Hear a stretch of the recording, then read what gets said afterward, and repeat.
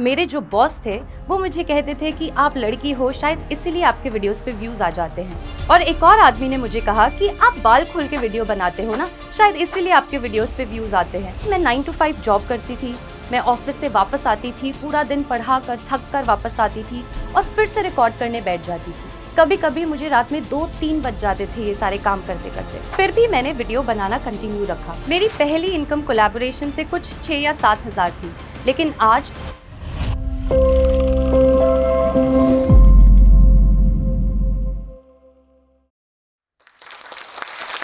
क्या आप भी फेल होने से डरते हैं या लोगों के जजमेंट से? आप कुछ नया शुरुआत करना चाहते हैं लेकिन समझ नहीं पा रहे कैसे स्टार्ट करें? तो आप अकेले नहीं हैं। हम सब ने ये अपनी लाइफ में कभी फेस किया है। मैंने अपनी लाइफ में बहुत फेलियर्स फेस किए सक्सेसफुल होने से पहले। ये कहानी है मेरे उन फेलियर्स की। अगर मैंने अपनी लाइफ में ये फेलियर्स फेस नहीं किए होते तो आज मैं यहाँ पे नहीं खड़ी होती। हाय, माय नेम इज सुरभि और मेरी कहानी शुरू होती है दिल्ली के एक छोटे से एरिया रोहिणी में। मैं एक जॉइंट फैमिली में बड़ी हुई। मेरा बचपन बहुत ही नॉर्मल था। अपने दोस्तों के साथ देर रात गली में खेलने से लेकर नाव बनाना सब कुछ मैंने किया। लेकिन जैसे-जैसे मैं बड़ी होने लगी, मेरी लाइफ बहुत डिफिकल्ट हो गई। ऐसा क्यों हुआ? क्योंकि मेरे पेरेंट्स थोड़े से रिस्ट्रिक्शंस मुझ पर लगाते थे। मुझे अपनी फ्रीडम मिली बुक्स में। मैंने 7th स्टैंडर्ड में अपनी पहली बुक पढ़ी। ये बुक पढ़ने के बाद मुझे ऐसा लगा जैसे मैं एक नई दुनिया में ट्रांसपोर्ट हो गई हूँ। मेरी लाइफ कंप्लीटली चेंज हो गई थी। लेकिन जब मैंने 12th स्टैंडर्ड क्लियर किया, मेरे पापा चाहते थे कि मैं सीए बनूं, क्योंकि वो खुद भी एक चार्टर्ड अकाउंटेंट हैं। लेकिन मेरा पैशन फाइनेंस बिल्कुल नहीं था। नंबर्स मुझे बिल्कुल समझ नहीं आते थे। लेकिन मेरे पापा सुनने को तैयार ही नहीं थे। तो मैंने उनका मन रखने के लिए सीए का एग्जाम भी दिया। लेकिन मन ही मन में चाहती थी कि ये एग्जाम क्लियर ना हो। फिर क्या, मेरे घर वालों ने बोला कि एक और अटेम्प्ट दो। लेकिन मैं तो ऐसा बिल्कुल करना नहीं चाहती थी। मैं भी अपनी जिद पर अड़ी रही। मैंने कहा मैं पढ़ूंगी तो सिर्फ लिटरेचर। और ऐसा ही हुआ। मैंने दिल्ली यूनिवर्सिटी में एडमिशन लिया। मैंने बैचलर्स ऑफ इंग्लिश पढ़ना शुरू किया। जब मैं कॉलेज गई तो मुझे बहुत अमेजिंग प्रोफेसर्स मिले।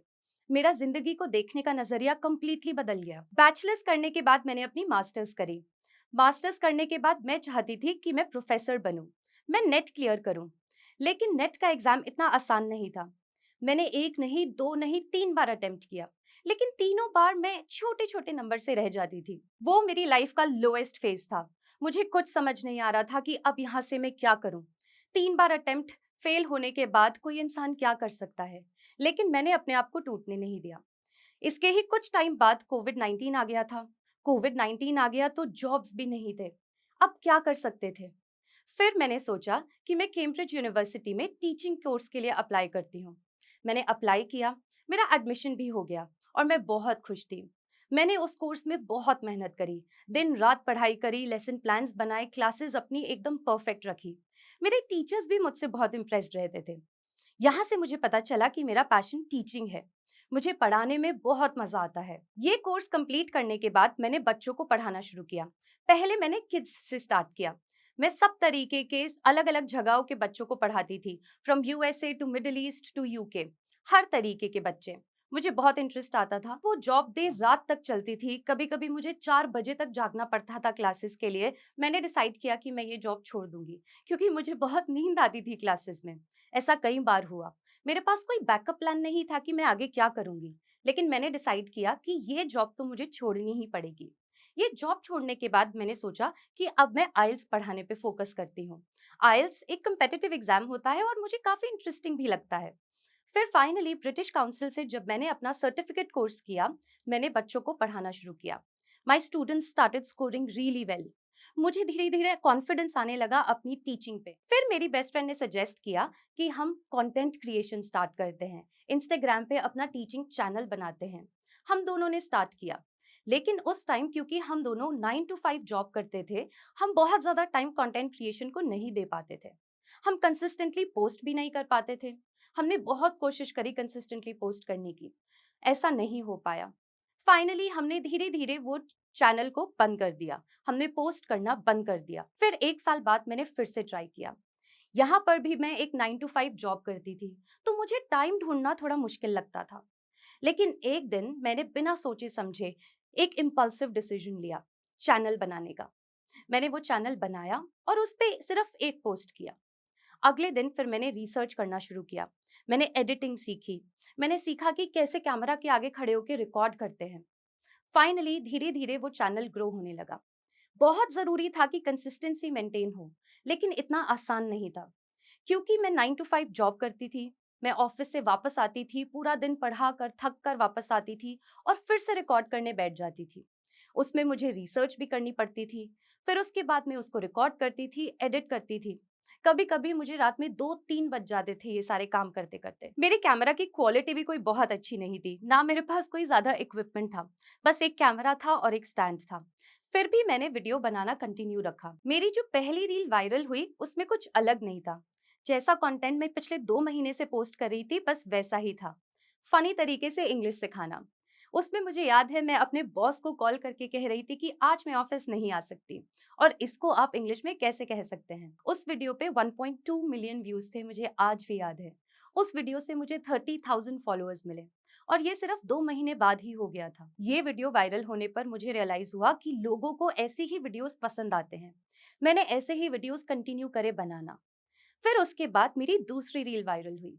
दूसरी रील तो मुझे 16 मिलियन व्यूज पे ले गई थी और ये बस 3 महीने की जर्नी में हुआ। अक्टूबर में मैंने अपना इंस्टाग्राम पेज स्टार्ट किया। इंस्टाग्राम पेज स्टार्ट करने के 3 महीने बाद ही जनवरी में मेरे 1 लाख फॉलोअर्स थे। इवन दो पहले सब लोग चाहते थे कि मैं सीए करूं, लेकिन जब मेरी कंटेंट क्रिएशन की जर्नी सक्सेसफुल होने लगी, सबने मेरे साथ सेलिब्रेट किया। Everybody in my house was extremely happy. फिर कुछ कंसिस्टेंटली 1 साल पोस्ट करने के बाद मुझे मेरा पहला कोलैब मिला अक्टूबर में। ये कोलैब था क्विलबॉट के साथ। इस कोलैब के मुझे 6 से 7 हजार ही मिले थे। बहुत ज्यादा अमाउंट नहीं था, लेकिन it was not about the money. It was about the validation. It was about that financial security कि मैं भी कंटेंट क्रिएशन के थ्रू अर्न कर सकती हूँ। शुरुआत शायद थोड़े अमाउंट से हो, लेकिन आगे जाते जाते शायद ये अमाउंट बढ़ जाएगी। मैं 9 to 5 जॉब करके घर आती थी और फिर उसके बाद इतनी मेहनत करती थी। फिर जब मुझे ये सक्सेस मिलना शुरू हुई तो मुझे बहुत अच्छा लगने लगा। मुझे एक फाइनेंशियल सिक्योरिटी फील होने लगी, क्योंकि मैं कभी नहीं चाहती थी कि मैं किसी के अंडर काम करूं। मैं हमेशा इंडिपेंडेंटली अपना काम, अपना बिजनेस, अपना कोचिंग स्टार्ट करना चाहती थी। लेकिन उस टाइम पे जब मैं 9 to 5 जॉब करती थी, सब कुछ परफेक्ट नहीं था। लोग आपको नेगेटिव कमेंट्स भी करते हैं जब आप सोशल मीडिया पे कंटेंट डालना शुरू करते हो। हर कोई आपको अप्रिशिएट नहीं करता है और ऐसा ही कुछ हुआ मेरे साथ। आई रिमेम्बर मेरे जो बॉस थे वो मुझे कहते थे कि आप लड़की हो, शायद इसीलिए आपके वीडियोस पे व्यूज आ जाते हैं। और एक और आदमी ने मुझे कहा कि आप बाल खोल के वीडियो बनाते हो ना, शायद इसीलिए आपके वीडियोस पे व्यूज आते हैं। ये कहाँ का लॉजिक है, मुझे कभी समझ नहीं आया। बट मैं उनसे और क्या एक्सपेक्ट कर सकती थी। वो नहीं देख रहे थे मेरी मेहनत।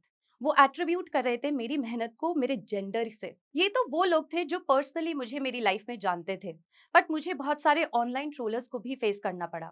मुझे कमेंट्स आते थे, लोग कहते थे कि आप दूसरे लोगों को नीचा क्यों दिखाते हो।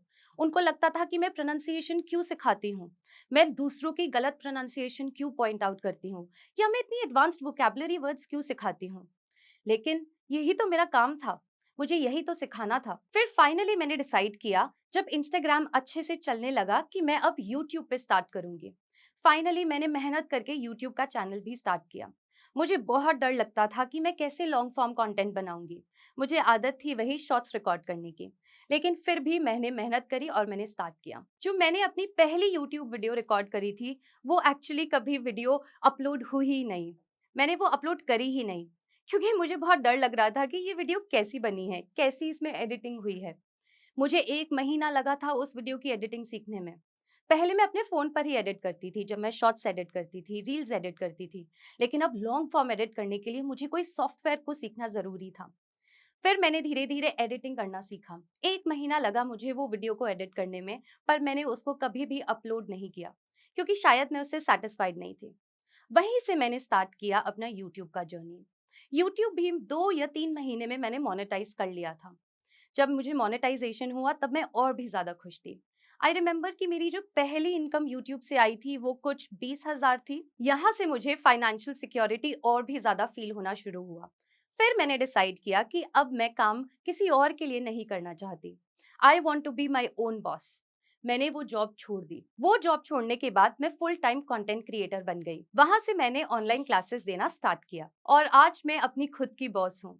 मुझे कोई नहीं कह सकता कि मेरी सक्सेस मेरे बालों पे या मेरे जेंडर की वजह से है। मेरी पहली इनकम कोलैबोरेशन से कुछ 6 या 7 हज़ार थी, लेकिन आज मैं 1 से 2 लाख महीने का आराम से कमा लेती हूँ। इसीलिए मैं आप सबको बताना चाहती हूँ कि आप भी कैसे अपनी कंटेंट क्रिएशन की जर्नी स्टार्ट कर सकते हो। अगर आपको भी वीडियोस बनाना स्टार्ट करना है तो ये बहुत ही आसान है। सबसे पहले तो स्टॉप थिंकिंग, स्टॉप सेइंग कि मैं कल से करूंगी। प्रोक्रेस्टिनेट करना बंद कर दो। कोई फर्क नहीं पड़ता कि आपका कैमरा कैसा दिखता है। All you need to do is start recording and upload it. अगर आपको कुकिंग का शौक है तो आप कुकिंग की वीडियोस बनाओ। अगर आपको गार्डनिंग का शौक है तो गार्डनिंग की। अगर आपको एम्ब्रॉयडरी, टेलरिंग, जो भी आपको पसंद है, आप उसकी वीडियोस बनाना शुरू कर सकते हो। लेकिन वीडियोस बनाने से पहले आप अपना नीश डिसाइड करो। बहुत लोग कंटेंट क्रिएट करते हुए यही गलती करते हैं। उनको यही नहीं पता कि उनको वीडियोस किस टॉपिक पे बनानी है। आज वो गार्डनिंग पे बनाते हैं, कल वो कुकिंग पे बनाते हैं, परसों टेलरिंग पे। इससे एल्गोरिदम कंफ्यूज हो जाता है।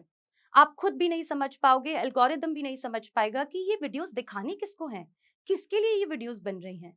इसीलिए अपना नीश सबसे पहले डिसाइड करो। अब आप कंटेंट कैसे डिसाइड करोगे? आप 10 ऐसे लोगों को फॉलो करो जो आपकी नीश में बहुत फेमस हैं। उनके वीडियोस देखो, उनसे इंस्पिरेशन लो। उनसे इंस्पिरेशन लेने के बाद अपनी खुद की वीडियोस क्रिएट करो। फिर आता है एडिटिंग। एडिटिंग मैंने कंप्लीटली अपने आप इंडिपेंडेंटली सीखी। मैंने कोई क्लासेस नहीं ली। यूट्यूब पे आपको सब तरीके की वीडियोस मिल जाएंगी। सबसे इजी है इंस्टाग्राम का एडिट्स। आप कैपकट भी इस्तेमाल कर सकते हो, वीएन भी यूज कर सकते हो। ये सारे एडिटिंग एप्स बहुत ही यूजर फ्रेंडली हैं। आसानी से आप सीख जाओगे एडिटिंग कैसे करते हैं। It is also very important to post consistently. ऐसा नहीं कि आज एक वीडियो डाली और फिर 2 हफ्ते के लिए गायब, 2 हफ्ते बाद एक वीडियो डाली और फिर 3 हफ्ते के लिए गायब। एल्गोरिदम आपका कंटेंट ऐसे पुश नहीं करेगा।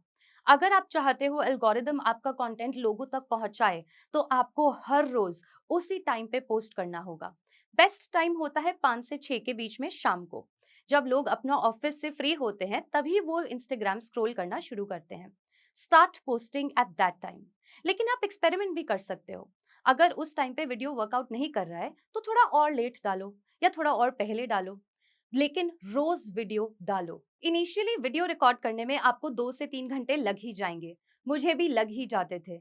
मैं चाहती थी कि ये टेक भी ठीक नहीं है, ये टेक भी ठीक नहीं है, लेकिन आप इतना ओवर थिंक मत करो। जैसा वीडियो है वैसा ही पोस्ट करो। लोगों को मतलब है कि आपका कंटेंट कैसा है। अगर आपका मटेरियल स्ट्रांग है तो लोग उसको पसंद करेंगे ही। जब आप कंसिस्टेंटली पोस्ट करोगे तो आप देखोगे कि आपकी ऑडियंस राइज हो ही रही है। जब आपका एक सोशल मीडिया प्रेजेंस बन जाए, उसके बाद आप क्लासेस ऑफर करना स्टार्ट कर सकते हो। अगर आपका कुकिंग चैनल है तो आप कुकिंग क्लासेस दीजिए। अगर आपको टेलरिंग पसंद है तो टेलरिंग की क्लासेस दे सकते हैं। अगर आपको एम्ब्रॉयडरी करना पसंद है तो आप प्रोडक्ट्स भी सेल कर सकते हैं। टेलरिंग में अगर आपका इंटरेस्ट है तो आप टेलर्ड प्रोडक्ट्स भी सेल कर सकते हैं। एक गलती जो मैंने अपनी कंटेंट क्रिएशन की जर्नी में करी वो ये थी कि मैंने इंस्टाग्राम पहले स्टार्ट किया और उसके 1 डेढ़ साल बाद यूट्यूब स्टार्ट किया और उसके 1 साल बाद अब मैं फेसबुक पे पेज बनाया है। आप ये गलती मत करना। आप स्टार्टिंग से ही तीनों पे पोस्ट करना स्टार्ट करो। जो भी वीडियो आप इंस्टा पे डाल रहे हो वही शॉट आप यूट्यूब पे डालो और वही वीडियो आप फेसबुक पे डालो।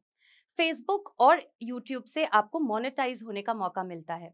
दोनों से ही आप वीडियोस बनाने की अर्निंग भी कर सकते हो। यूट्यूब से कमाने के बहुत सारे तरीके हैं। आप मेंबरशिप्स ऑफर कर सकते हो। अगर आपके ऑडियंस को कुछ पर्टिकुलर वीडियोस चाहिए तो आप उसको प्राइवेट करके सिर्फ मेंबर्स के साथ शेयर कर सकते हो। आजकल यूट्यूब पर शॉपिंग का भी एक नया ऑप्शन है, जहां पे आप प्रोडक्ट्स को लिंक करके वहां से भी अर्न कर सकते हो।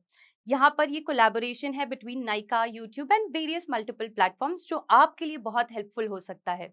ये स्पेशली उन लोगों के लिए है जो प्रोडक्ट रिव्यूज करना चाहते हैं। इंस्टाग्राम से भी कमाने के 2 तरीके हैं।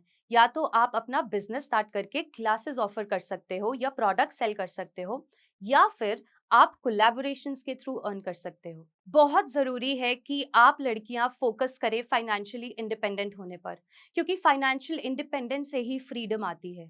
Freedom to be who you want to be, freedom to live your life the way you want to live it. बहुत जरूरी है कि आप अपने लिए लड़ें। अगर आपकी लाइफ में कोई ऐसे लोग हैं जो आपको सपोर्ट नहीं कर रहे हैं, then you have to fight them, ताकि आप ये फाइनेंशियल इंडिपेंडेंस अपनी लाइफ में अर्न कर सको। मैंने भी थोड़ा बहुत फाइट किया, बहुत ज्यादा तो नहीं पर थोड़ा बहुत, क्योंकि ये फाइट करना बहुत जरूरी था। मुझे बहुत इंपॉर्टेंट थी फाइनेंशियल इंडिपेंडेंस और आज भी है।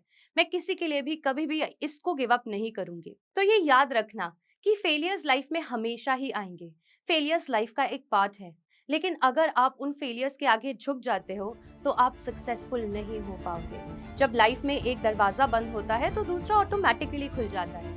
आपको बस देखने की जरूरत है, थोड़ा सर्च करने की जरूरत है। ये थी मेरी कहानी। अभी ये कहानी खत्म नहीं हुई है, होपफुली ये बस शुरुआत है। थैंक यू जोश talk for inviting me here. It was an amazing experience.